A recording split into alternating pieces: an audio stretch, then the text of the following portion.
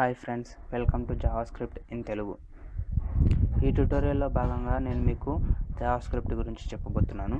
First of all అసలు JavaScript అంటే ఏంటి, దానివల్ల మనకు యూజ్ ఏంటి అనేది ఈరోజు మనం తెలుసుకుందాము. బేసిక్గా మనము వెబ్ పేజెస్ని డెవలప్ చేయడానికి HTML అండ్ CSSని యూజ్ చేస్తాము.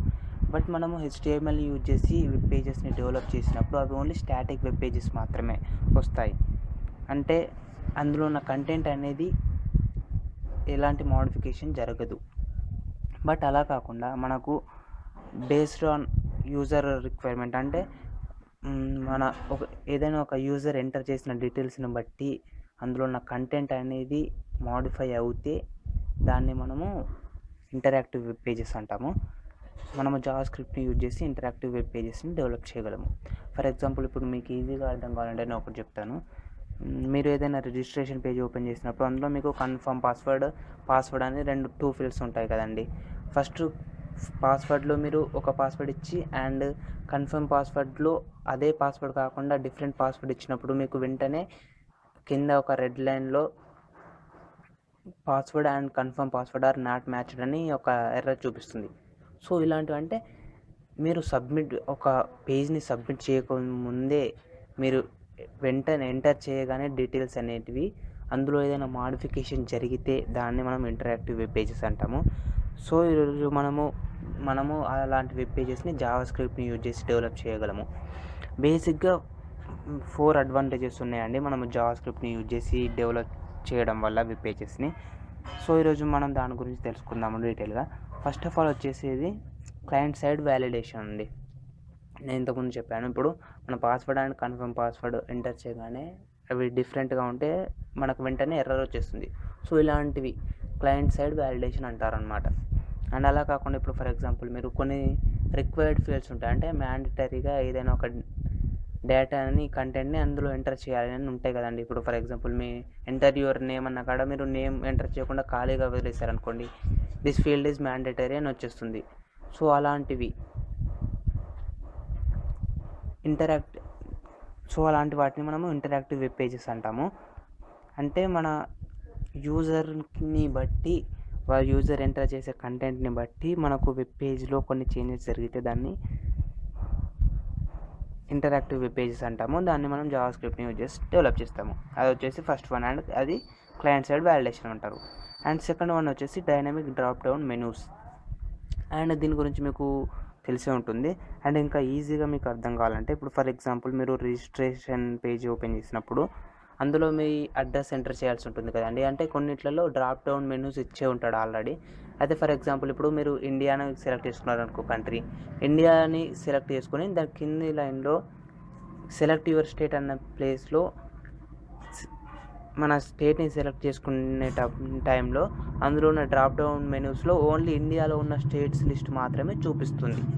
అండ్ అలాగే నెక్స్ట్ లైన్ వచ్చేసి సెలెక్ట్ యువర్ డిస్ట్రిక్ట్ అని ఉందనుకోండి. ఇప్పుడు మనం ఫర్ ఎగ్జాంపుల్ సెలెక్ట్ యువర్ స్టేట్లో తెలంగాణ సెలెక్ట్ చేసుకున్నాం అనుకోండి. అండ్ నెక్స్ట్ వన్ వచ్చేసి సెలెక్ట్ యువర్ డిస్ట్రిక్ట్లో ఓన్లీ తెలంగాణలో ఉన్న డిస్ట్రిక్ట్స్ మాత్రమే డిస్ప్లే అవుతుంది. అలా కాకుండా ఇప్పుడు మనము సెలెక్ట్ యువర్ స్టేట్లో ఆంధ్రప్రదేశ్ సెలెక్ట్ చేసుకున్నాం అనుకోండి, అప్పుడు మనకు డిస్ట్రిక్ట్స్ వచ్చేసి ఆంధ్రప్రదేశ్లో ఉన్న డిస్ట్రిక్ట్స్ మాత్రమే డిస్ప్లే అవుతుంది. సో దీన్ని మనం ఏమంటామంటే డైనమిక్ డ్రాప్ డౌన్ మెనూస్ అంటాం. అంటే మనము ఒక డ్రాప్ డౌన్ మెనూలో సెలెక్ట్ చేసుకున్న దాన్ని బేస్ చేసుకుని ఇంకొక డ్రాప్ డౌన్ మెనూలో మనకు ఆప్షన్స్ అనేటివి వస్తే దాన్ని మనము డైనమిక్ డ్రాప్ డౌన్ మెనూస్ అంటాము. ఇలాంటి వాటిని కూడా మనము జావాస్క్రిప్ట్ని బేస్ చేసి డెవలప్ చేస్తాము. అండ్ థర్డ్ వన్ వచ్చేసి డేట్ని కానీ టైంని కానీ మన వెబ్ పేజ్లో డిస్ప్లే చేయాలి అనుకుంటే ఈజీగా మనము ఈ జావాస్క్రిప్ట్ని యూజ్ చేసి కరెంట్ డేట్ అండ్ టైంని వెబ్ పేజ్లో డిస్ప్లే చేసుకోవచ్చు. అది third one. And fourth one వచ్చేసి displaying popup windows and dialog boxes. ఇది కూడా మీకు తెలిసి ఉంటుంది. ఫర్ ఎగ్జాంపుల్ ఇప్పుడు మీరు మీకు ఈజీగా అర్థం కావాలంటే నేను ఒకటి చెప్తాను. ఇప్పుడు మీరు ఫేస్బుక్లో మెసేజెస్ని డిలీట్ చేయాలనుకున్నారనుకోండి, మనం డిలీట్ బటన్ ప్రెస్ చేయగానే అది అడుగుతుంది, are you sure you want to delete messages or not అని. అంటే మీరు కంపల్సరీగా మెసేజెస్ని డిలీట్ చేయాలనుకుంటున్నారా అనే ఒక బాక్స్ వచ్చేసి ఎస్ ఆర్ నో అనే ఆప్షన్స్ ఉంటాయి కదా. సో అలాంటి అంటే వాటిని drop down menus dialogue boxes and popup Windows అంటారు. అలాంటి వాటిని మనము డెవలప్ చేయాలనుకుంటే దానికోసం కూడా మనము జావా స్క్రిప్ట్ని యూజ్ చేస్తాము. సో ఈ విధంగా బేసిక్గా వచ్చేసి 4 టైప్స్ ఉన్నాయి.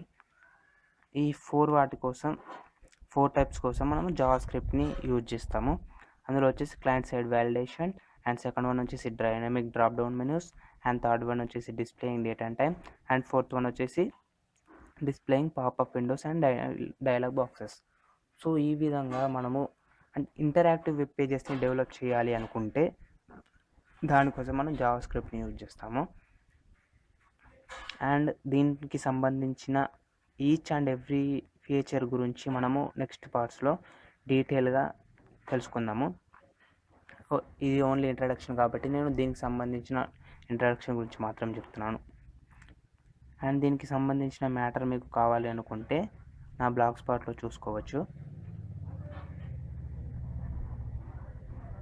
SQL JavaScript in Telugu 1.blogspot.com JavaScript in Telugu 1.blogspot.com. అలాగే నా వెబ్సైట్లో కూడా చూసుకోవచ్చు, abhishekkotta.16mb.com. ఈ రెండింటిలో దీనికి సంబంధించిన మ్యాటర్ అనేది మీకు దొరుకుతుంది. ఈ వీడియో కనుక మీకు నచ్చినట్లయితే లైక్ చేయండి, అలాగే మీ ఫ్రెండ్స్తో షేర్ చేసుకోండి, అండ్ సబ్స్క్రైబ్ చేసుకోవడం మర్చిపోకండి. Thanks for watching.